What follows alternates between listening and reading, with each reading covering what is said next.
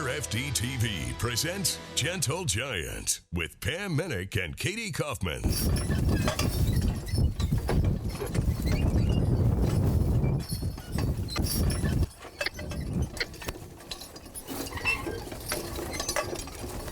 We're at the legendary Haythorn Ranch, which spreads across 2 counties near Ogallala, Nebraska. Now this is cowboy country. Yes, it is, Pam. For more than a century, the Haythorn family has had an eye for good horses and a passion for following tradition. Here, some of the world's best quarter horses roam the pastures with big Belgians. We'll hitch up with the Haythorns when Gentle Giants begins.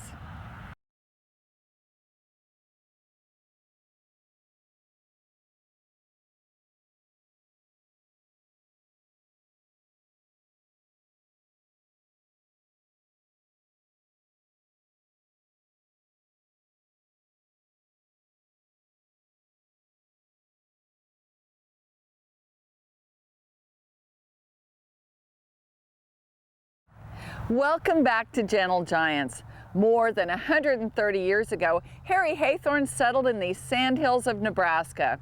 He saw the largest sand dune in the Western Hemisphere as a paradise of plenty.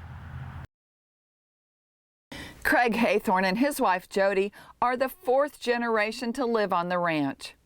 Haythorn land and cattle is spread over 2 Nebraska counties.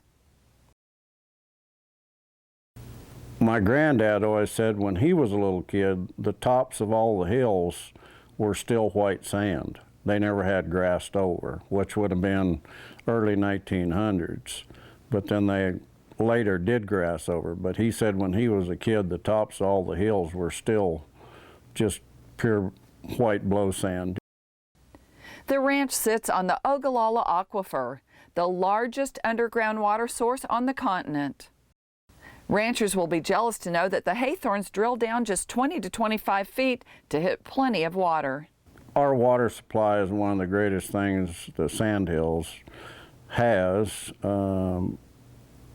They say that, you know, irrigation is probably depleted at some, but I mean, we still have windmills 20, 30 feet deep that have been pumping for 50, 60 years, and they're still pumping. So I'm sure they've depleted it some, but in our area, we haven't seen that. The Haythorn Ranch was the first Nebraska ranch to register quarter horses. And in 1993, were the first ranch to receive the American Quarter Horse Association's Remuda Award, recognizing outstanding performance. Horses have been a big factor in my family from my great-granddad, and through the years my granddad, my dad, and us, and my 2 boys hopefully will continue the tradition. But I mean, we've always done everything horseback, work our cattle outside, brand outside. For years had, you know, hayed with horses, fed with horses, not as large a scale as we used to. At one time, we worked 56 horses every morning. That was probably 15, 18 years ago. So we've downscaled some of the draft horse deal. We've downscaled our horse program, but I mean, we still basically do everything a horseback as we did 50 years ago or 100 years ago. Our horses, I feel, are legendary because there's been, for generations of this family, there's been so much pride and everything in what they had in their bloodlines, that they were good using horses, that they were well broke, that the horses had bone and they had size and they had stamina to be good ranch and rodeo horses. And people have there's been a reputation built up on that. Craig, it's just his pride and joy has been our horse program. That's just something that he has lived and loved all of his life, and his dad did too, and his dad before that. The greatest thing about making a horse is miles. And I mean, that's one of the greatest things we've ever had, is we ride them all the time. You know, not in a 300-foot arena, but you know, we may ride them 20 miles one day, 5 miles one day, 10 miles. I mean, they've already seen the miles and the distance. And my dad always said the horse will never learn anything until he gets tired. Well, most of these have been tired several times. My husband, Craig, was born 100 years too late, I think, but he still loves feeding with the teams of horses. And just a few years ago, we were feeding with way more teams every morning. I think at one time they'd harness about 50-some head each morning. But Craig continues to feed with the teams and loves that part of it and the heritage of it and just the nostalgia of that. It is very efficient, and it's a wonderful way to watch and how they can make these horses work. My boys say it's too slow, but I'm usually not very far behind them and feeding the same amount of cows. But I mean, that's just modern generation. But I still love to feed with a team. I just love a horse, whether it's a draft horse or a quarter horse or whatever he is.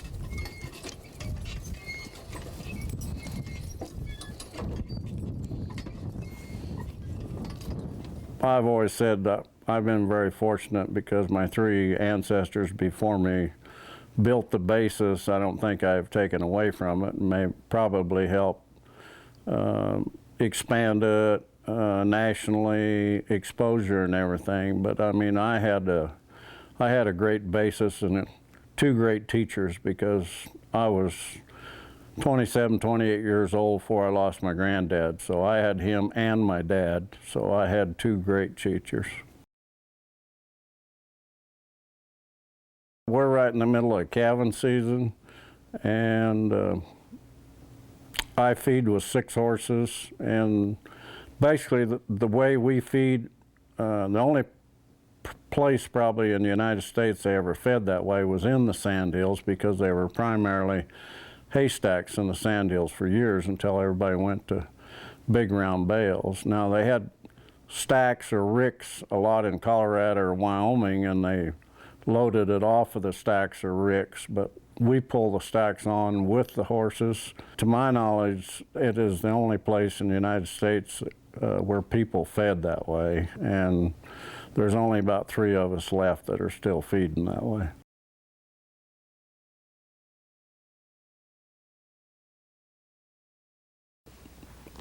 Our feed horses walk real slow.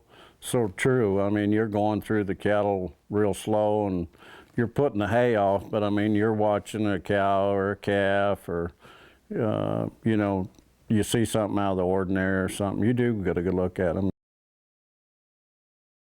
Our family has been ranching since 1884, when the ranch was founded, so 131 years. Our sons are the 5th generation of the Haythorn family. We have just owned and operated this ranch from the beginning, and still continue to do this as a family operation.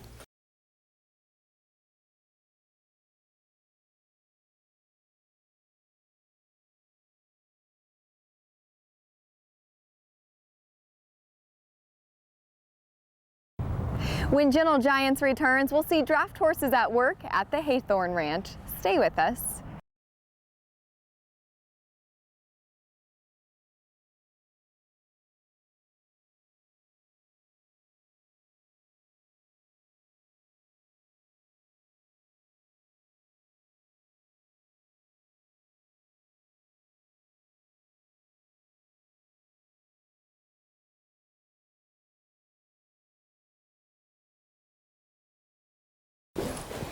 Come on, boys. Come on. Come on.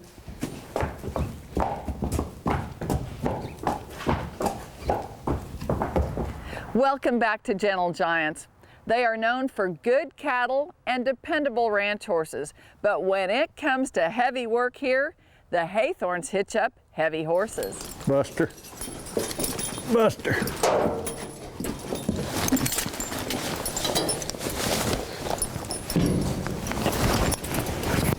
You know, put oats in their feed boxes, I have one younger horse. I usually catch him by the halter. The other 5 go in their stalls, harness them, hook the center team together, drive them out the door. Whoop! They work with what they call a buck back system, and jockey sticks, what they call jockey sticks. It's just a piece of small pipe. That's what pushes him over or pulls him, and then he's bucked back with a strap to the horse next to him. I mean, you literally could hook 100 horses that way and drive just the center 2, and that's what they call it, a buck back strap system. The key to a 6-horse team is your center team, because the others all work off of them, but actually you come down to one horse. One horse is the key to all 6, and that horse on the left side of the tongue, Duke, is the key to this whole team. You have lines to the 2 center horses, but when you ask my horse's voice command, pretty good, but if you're going to the left, then those two jockey sticks on the left will push your swing horse and your outside horse. It will push them, and it will pull the other 2 horses. And if you're going to the right, it pushes the right-hand horses and pulls the left-hand horses. 3 of these horses we traded for, and 3 of them we raised. I mean, we raised Belgian horses for years, and Persian horses also, and crossed them.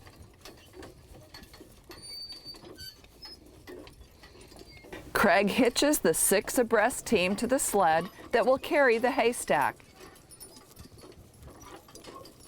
He'll then pull parallel alongside the stack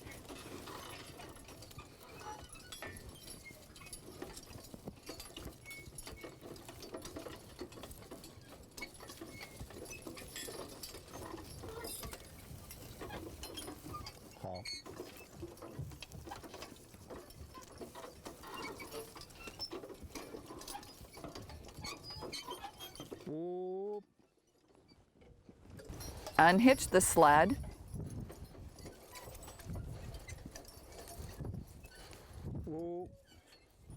and maneuver the horses in order to extend a chain that will wrap around the base of the stack.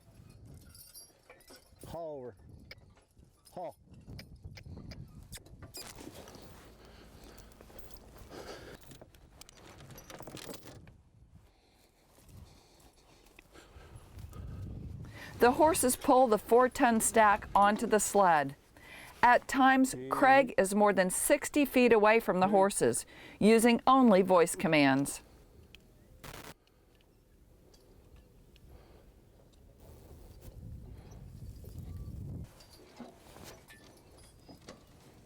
Craig says he has so much faith in these horses, he's confident that when he tells them to whoa, they will stand there indefinitely.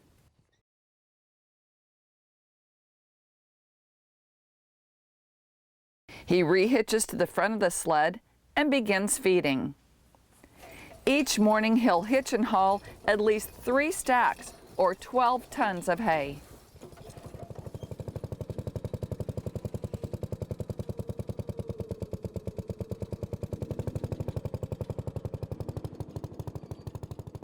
One of them might step forward, but it's just like he's in slow motion. And they all know, and everybody's got a hold of it, and they won't move it until they know all 6 of them have a hold of it. Duke.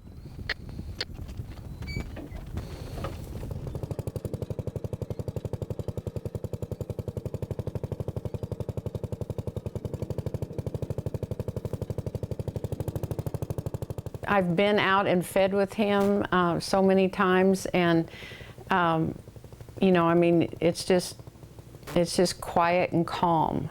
And as Craig has mentioned in so many interviews I've heard, the whole world's in a hurry, and that's the truth. And these horses just, you know, plod along and at a, you know, a steady pace and get everything fed in the same where they could hurry up and do it probably faster with a tractor and the processor and everything. But it's not even close to what he's seeing every morning.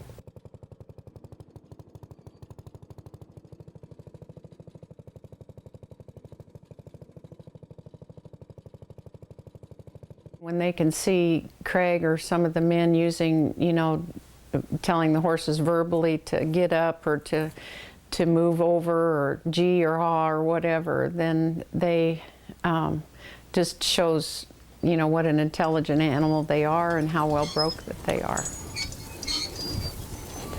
Whoa! Easy. Oh. Oh. Whoa. It's pretty relaxing and real peaceful to me. When Gentle Giants returns, we'll see Craig Haythorn do some things the old-fashioned way. Stay with us.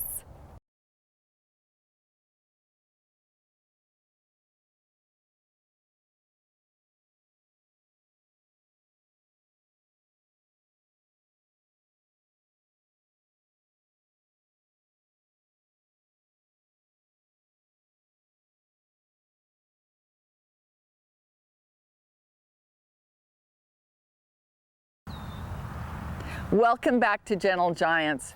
True to their heritage, the Haythorns still do much of the work on the ranch with horses. Although it's more time-consuming, Craig enjoys the slower pace and traditional methods.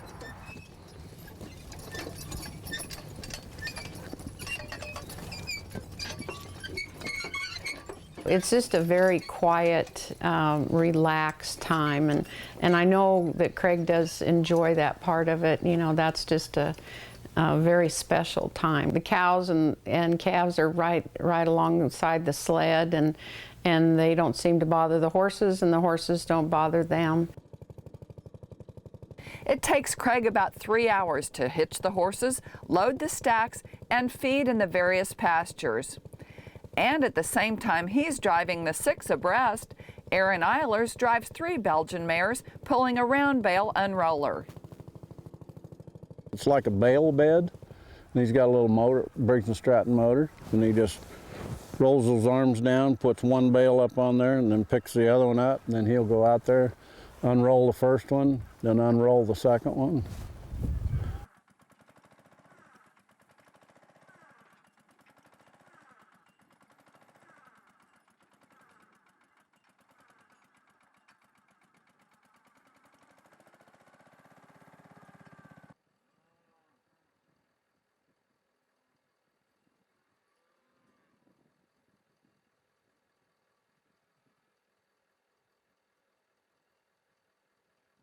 Chuck wagon goes out in the fall to work cattle, and it also goes out to work cattle when they brand in June. The horses, first of all, they started out with 4 big mules that we bought in Nashville, Tennessee, and they pulled the chuck wagon, and then they'd have Belgian horses behind with about 3 of the big bed wagons, which would carry all the gear for the men, the bed rolls and teepees and everything. We've really used the workhorses and the big mules for pulling those wagons, and the same when they go out to work cattle in the fall. Nebraska just has more of a laid-back way of life. That's just how the people are here. And it's a great way of life, a great way to raise your children. We just feel like we're so fortunate that both of our boys are here. Most people anymore, you know, they want to either stay where there's more going on in the city or to have better jobs. And both of our boys have come home and really wanted, that was their choice.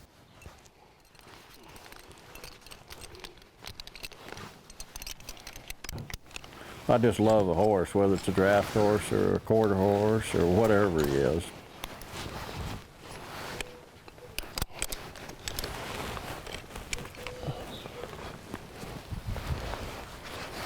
Buster.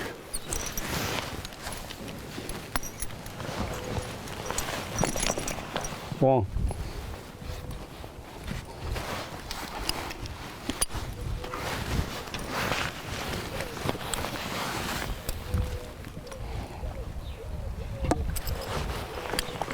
Barney.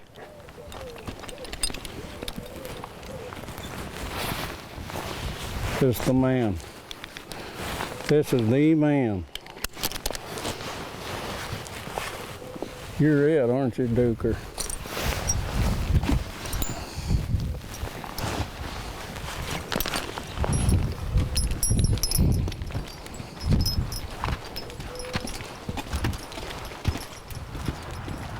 If you want to see more images of the beautiful Haythorn Ranch, artist and author Lisa Norman took the photos and wrote this book. You can find it online at imageswest.com, or you can get more information on Haythorn Ranch at haythorn.com. Well, Pam, I know you and I had such a wonderful time here, not only to step back in time to really tried and true tradition, but what an iconic ranch. 5 generations of the Haythorn family raised right here in the Sandhills of Nebraska. We want to thank Craig and Jody, and of course Sage and Cord, for inviting us in, and I think we'll be back to visit soon. I know we will. We'll see you right back here next week on Gentle Giants. And in the meantime, you can always check us out on Facebook.